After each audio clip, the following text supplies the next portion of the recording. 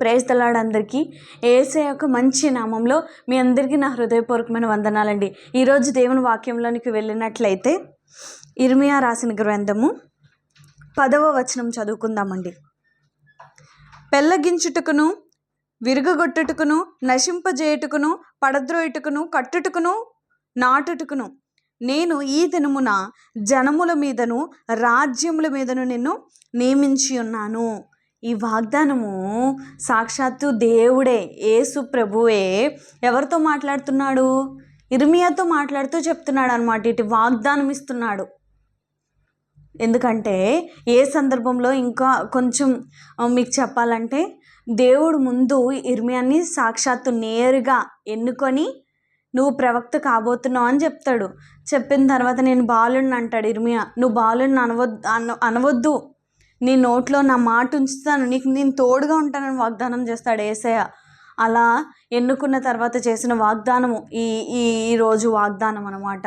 అయితే ఇర్మియా ఎంతగా వాడబడతాడంటే, పెద్ద పెద్ద రాజుల వద్ద గొప్ప గొప్ప ప్రవచనాలు చెప్తూ ఉంటాడు. ఏ రాజు అయితే తన రాజ్యాన్ని సరిగ్గా పరిపాలించడో, ఏ ప్రజల మీద అయితే దేవుని శాపం దిగి వస్తుందో అక్కడికి వెళ్ళి హెచ్చరించేవాడు, గద్దించేవాడు. సమాజ మందిరంలో ధైర్యంగా నిలబడి పెద్దలతో మాట్లాడేవాడు. దేవుడు ఇది చెప్పమన్నాడు నాకని, యెహోవా దేవుడు ఇలా చెప్పాడని. అబద్ధ ప్రవక్తలు కూడా ఉండేవారు ఆ కాలంలో. అబద్ధ ప్రవక్తలంతా ఒక ప్రవచించేవారు.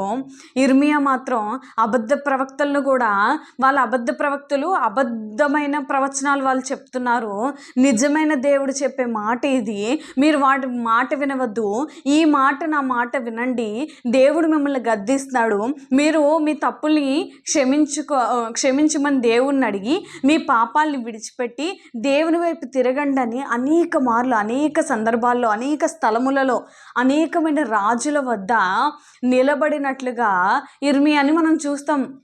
ఇర్మియా అంతా చదువుతూ ఉంటే అంచె దినాల్లో ఏం జరగబోతుంది, ఎలాంటి వాళ్ళు వస్తారనేది కూడా మనకి ఇది చదువుతూ ఉంటే అర్థమవుతూ ఉంటుంది. ఇంత భయంకరమైన పరిస్థితుల్లో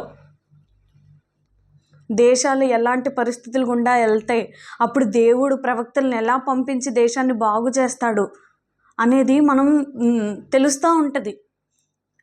ఆత్మ చెప్పు సంగతులు చెవుగలవాడు వినుగాక అనినట్లుగా దేవుని వాక్యం మనం లోతుగా అధ్యయనం చేసే కొద్దీ మర్మాలు బయటపడితే మనకు కలిగిన అనేకమైన సందేహాలకు నివృత్తి దొరుకుతుంది. అయితే వాక్యంలోనికి స్పష్టంగా మనం అర్థం చేసుకోగలిగినట్లయితే కొన్ని వరాలు అనొచ్చు, మనం కొన్ని తలాంతులు అనొచ్చు ఇర్మియాకి దేవుడు ఇస్తున్నాడు. ఏంటో చూడండి మరలా ఒకసారి. పెళ్ళగించుటకును, విరగగొట్టుటకును, నశింపజేయుటకును, పడద్రోయుటకును, కట్టుటకును, నాటుటకును నేను ఈ దినమున జనుల మీదను రాజ్యముల మీదను నిన్ను నియమించి ఉన్నాను. జనముల మీద, రాజుల మీద ఎలాంటి అధికారము దేవుడు ఇర్మియాకి ఇచ్చాడంటే చూడండి, పెళ్ళగించుటకును. ఏ దేశంలో అయినా సరే ఇర్మియా వెళ్ళి మాట్లాడితే అక్కడ వారందరూ మారు మనసు పొందుకొని ఒకవేళ దేవుడు తట్టి తిరిగినట్లయితే వారి మధ్యలో ఉన్న పాపాన్ని అంతా పెళ్ళగించగల దేవుడు అనమాట. నెక్స్ట్ ఏం చేయగలడు? విరగగొట్టుటకును. ఈ విరగొట్టడం అనేది అనగానే మనందరికీ ఏం గుర్తొస్తుంది? ఎరుక గోడలు పడగొట్టబడినట్లుగా వారి దేశాలలో, వారి ప్రజల మధ్యన ఉన్న శాపాలు, పాపాలన్నీ కూడా దేవుడు విరగొట్టగలడు. అలాంటి అధికారం కూడా ఇచ్చాడు అనమాట. ఇంకా చూడండి, నశింపజేయుటకును, పడద్రోయుటకును. వారిలో ఉన్న అన్ని శరీరాశ, నేత్రాశ అవన్నీ నశింపజేయగలడు. నెక్స్ట్ పడద్రోయుటకును, సాతాను దుర్గాలన్నీ పడగొట్టగలడు. ఇంకా చూడండి, కట్టుటకును, నాటుటకును. ఇవన్నీ పడగొట్టడమే కాదు, నిజమైన ఆత్మ బలిపీఠాలు కూడా కట్టగలడు. ఇంకా నిజమైన ఆత్మ విత్తనాలు నాటగలడు. ఇవన్నీ కూడా ఇర్మియాకి వరాలుగా దేవుడు అనుగ్రహించాడు. ఎవరి మీద? నేను ఈ దినమున అంటే యేసయ్య ఆ దినాన జనుల మీదను రాజ్యముల మీదను ఇర్మియాకి అధికారం ఇచ్చాడు.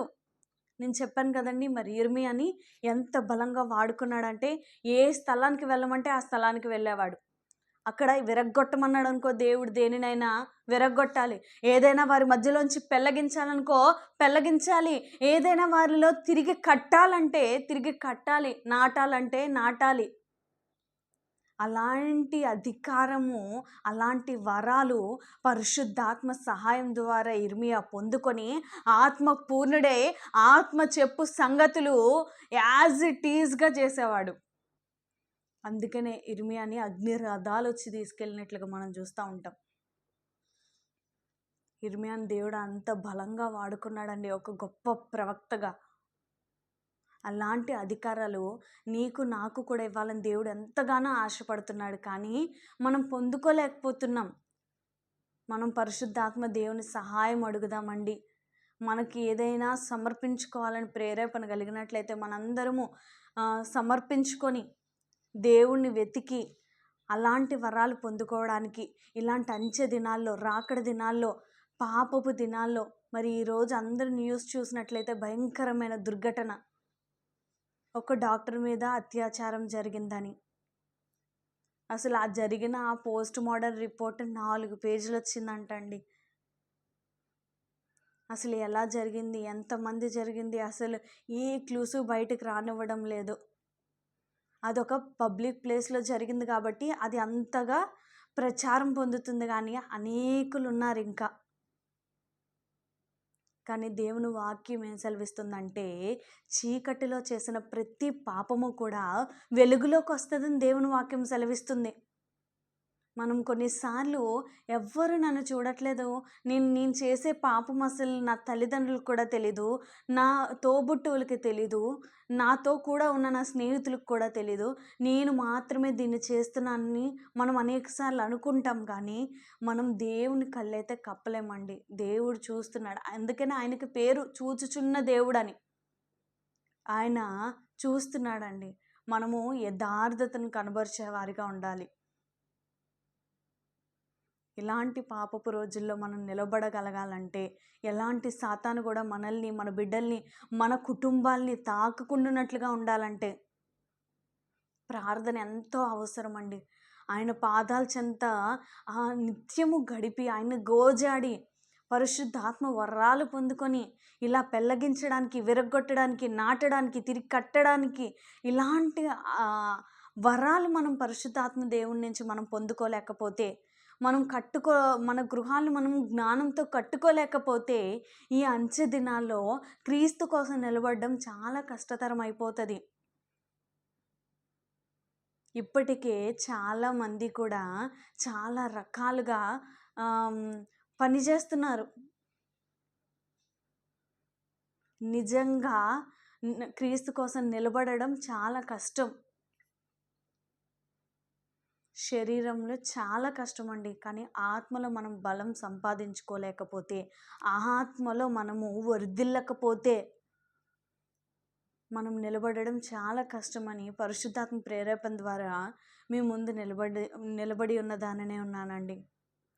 ఇలాంటి అధికారం మనం దేవుడిని అడిగి పొందుకుందామండి.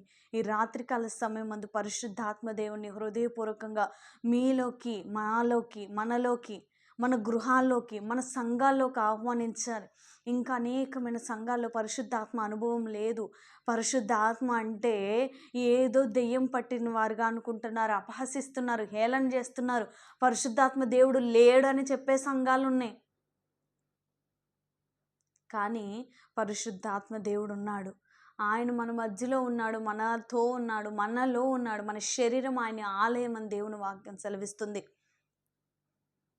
ఈ సందర్భంలో ఇంకొక మాట కూడా నేను తెలియజేయాలనుకుంటున్నాను. ఏంటంటే, ఈ రోజుల్లో అబద్ధ ప్రవక్తలు వస్తున్నారు, తప్పుడు బోధ జరుగుతుంది. ఏదైనా సరే ఈ బైబిల్లో ఉన్న వాక్యం కంటే ఏదైనా ఎవరైనా ఎక్కువ చెప్పినా, ఏదైనా ఎవరైనా తక్కువ చెప్పినా నమ్మొద్దండి. వాక్యం తీసి చూపిస్తే మాత్రమే నమ్మవలసిన వారిగా ఉన్నాం మనం. అందుకనే జ్ఞానం లేకపోతే ఈ అంచె దినాల్లో నా ప్రజలు నశించిపోతారని దేవుని వాక్యం సెలవిస్తుంది. కాబట్టి పరిశుద్ధాత్మ సహాయం మనకు ఎంతగానో అవసరం.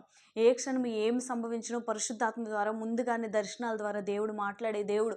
ఆయన చల్లని మెల్లని స్వరం మనకు వినిపింపజేసి భయంకరమైన పరిస్థితుల నుంచి మనల్ని తప్పించగల సమర్థుడు ఆయన.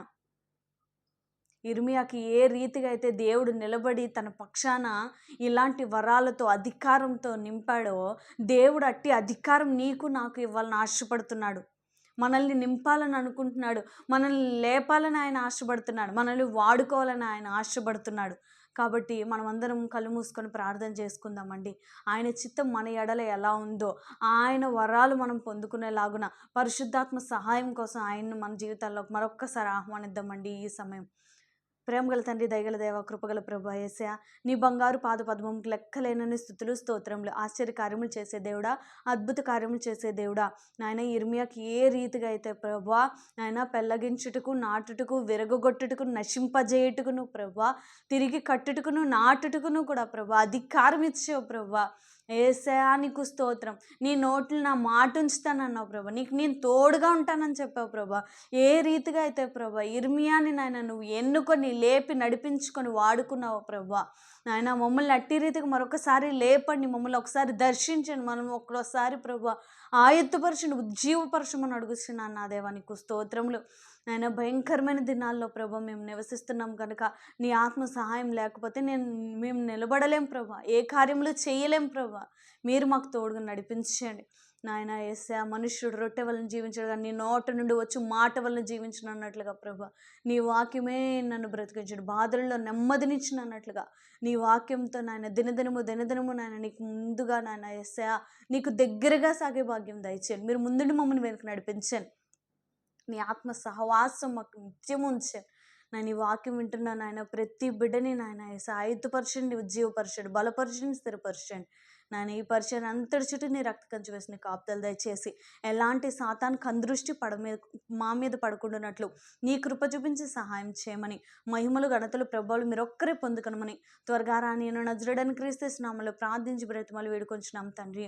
ఏసు రక్తమే జయం, సిలువ రక్తమే జయం, ఏస్తున్నాం సంపూర్ణ విజయం, అపవాది గంత నాశనం కలుగును గాక. ఆమెన్. హల్లెలూయా, హల్లెలూయా, హల్లెలూయా.